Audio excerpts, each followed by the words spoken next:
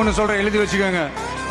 இதுக்கு முன்னாடி இருந்தவங்க மாதிரியோ இல்ல இப்ப இருக்கிறவங்க மாதிரியோ ஊழல் செய்யவே மாட்டான்.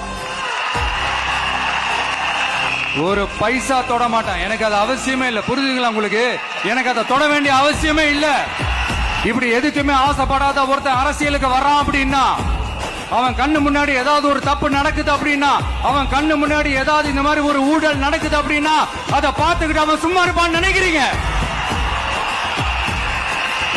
அதனால நீங்க என்ன சூழ்ச்சி நம்ம மேல பண்ணாலும், என்ன அழுத்தம் நீங்க கொடுத்தாலும், இந்த அடங்கி போறதுக்கோ இந்த அண்டி பொழைக்கிறதுக்கோ இல்ல இந்த அடிமையா இருக்கிறதுக்காக நாம அரசியலுக்கு வரல.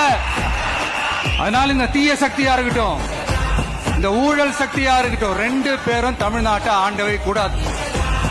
அப்படிப்பட்ட இந்த கட்சிகளை உண்மையா தில்லா எதிர்க்கிற அந்த கட்ஸும் கெத்தும் நம்ம கிட்ட மட்டும்தான் இருக்கு.